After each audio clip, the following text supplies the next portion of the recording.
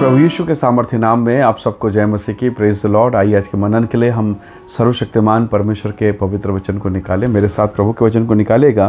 पहला यूहन्ना अध्याय 5 और उसका वचन 13। यहाँ लिखा है, मैंने तुम्हें जो परमेश्वर के पुत्र के नाम पर विश्वास करते हो इसलिए लिखा है कि तुम जानो कि अनंत जीवन तुम्हारा है। Praise the Lord, hallelujah.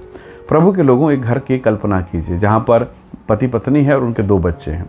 हो सकता है उनके पास एक बड़ी प्रॉपर्टी है और माता पिता अगर बाद में अपना वसीयतनामा लिखें तो आपको मालूम है ये सारा वसीयत, सारी संपत्ति अंत में माता पिता के बाद उन 2 बच्चों में ट्रांसफ़र होगा। पर अगर इसी बीच में एक और बच्चा पैदा हो जाए, चाहे वो बेटी हो चाहे बेटा, अब मुझे बताइए उस सारी प्रॉपर्टी को क्या 2 भाग में बांटा जाएगा या उसका तीसरा भाग भी किया जाएगा, यानी बराबर बराबर 3 भाग। कारण क्या था? वो एक नया सदस्य उस परिवार में जन्म लिया है। हालेलुया।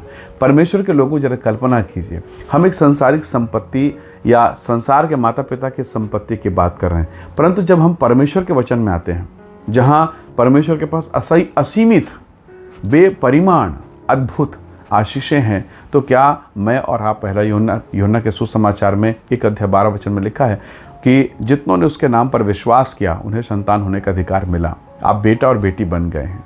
हालेलुया। यीशु के नाम पर भरोसा करके, विश्वास करके आप बेटा और बेटी बन गए हैं। तो क्या स्वर्ग की चंगाई आपका नहीं है? क्या स्वर्ग की आशीषें आपका नहीं है? है।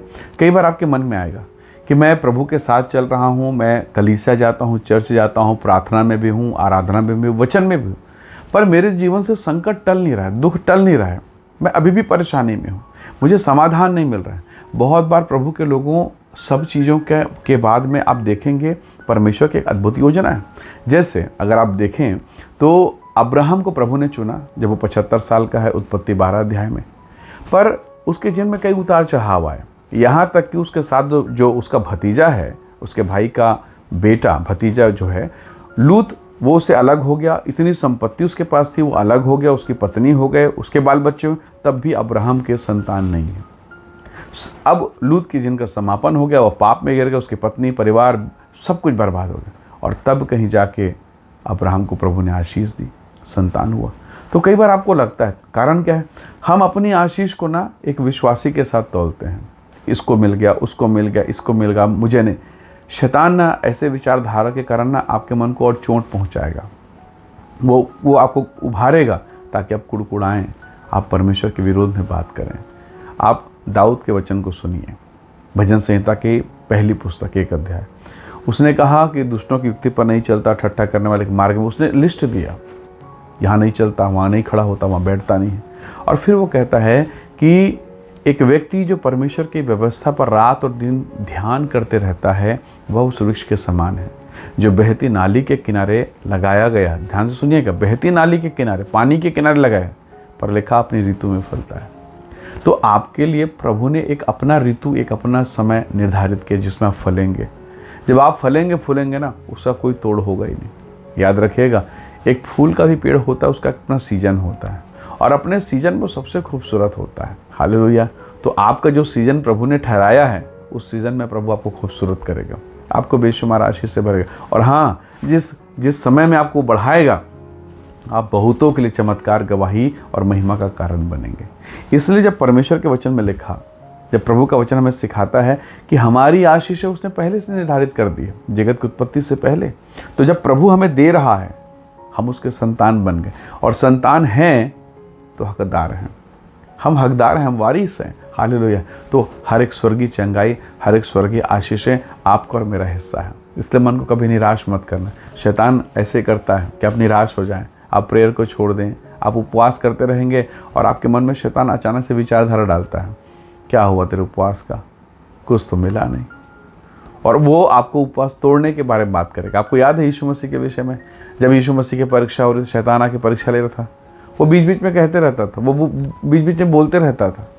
जब वो 40 दिन हो गए, भूख लगी यीशु मसीह, तो आया, उसने कहा अगर तू परमेश्वर का पुत्र है तो इस पत्थर को रोटी बना।